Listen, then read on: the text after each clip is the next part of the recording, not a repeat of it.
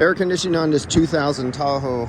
So this was the owners of the automotive shop's car. This was his wife's car. They have many cars, and so it burnt up the compressor. He called me up, and so he flushed. Actually, he ended up replacing a lot of the lines. As you'll see, is all the lines there have mufflers on them. You do not flush lines with mufflers on them. So he changed the lines that have mufflers on them. Any line he did save, he flushed out with, he ordered the AC flush, the correct flush. He put in a new micro-channel parallel flow condenser inside there, so it has a parallel flow condenser. He put a new expansion valve in the rear. I think he put a new evaporator, I can't remember, or he flushed it out, but he has it all back together. It has the piping that goes under the car to the rear evaporator, so that was all flushed out or replaced. Oh, nice cracking tires. Interesting. Yeah, because you can see here's the liquid line 1 and liquid line 2. There's 2 liquid lines, and right here is the orifice tube.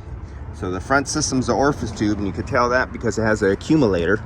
The rear system is an expansion valve in the system in the rear. He couldn't find the paperwork. We don't know if he didn't tell me he didn't do the oil balance. We don't know if there's oil in the compressor. He's trying to find the paperwork for the compressor to tell me whether or not there's oil in the system. And remember, a lot of times when it's an SUV and it has rear air conditioning, you're either going to get a compressor with no oil in it. You might get a compressor that only has enough oil from a manufacturer that was for the compressor. So if the compressor was supposed to have 3 ounces, it might have 3 ounces in there.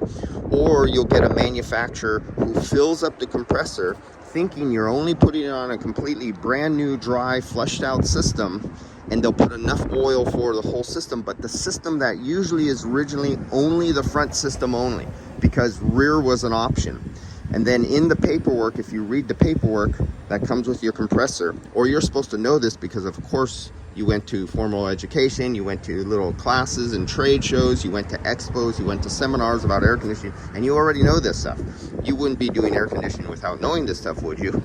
So the option is you have a compressor that's filled, we're going to say 7 ounces of oil is what's required for this vehicle. Now, this is not the number, I'm just guessing, I'm just assuming. We're going to use this as a average.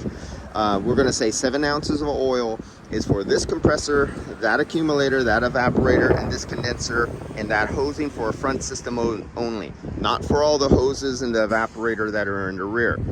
So what you're supposed to know or read RTFM is that when you have the rear as an option, for example, it might say with the little asterisk with rear system, add additional 4 ounces, add additional 3 ounces, add additional 5 ounces, whatever that year, make, model, manufacturer for that specific vehicle, you add that much more oil on top of what's already inside the system. And you're supposed to know that because we know people would never tackle an AC job without reading, right? Okay, so right now I'm doing a nitrogen pressure decay test. I already took a quick vacuum on it, and I just put some nitrogen in there, close off the nitrogen. And so this reads, it's not an analog gauge, since it's digital, it reads down to the tenths of 1 psi of drop. And so I'm looking for a 173, and then you see 0.3. I'm looking for that 0.3 to drop. So I'm just seeing if he accidentally made a little accident. There were some threads that were corroded back there in the aluminum block that were corroded out, and he had to put in the new expansion valve with the bolt or something like that. Some pipe was ripped up threads, and he couldn't get it, whatever it was, and he had to put it back with it all ripped up. He got the O-ring in place, but the threads were messed up. He said he had a hard time, so I wanted to check right away and make sure there's no instant pressure drop.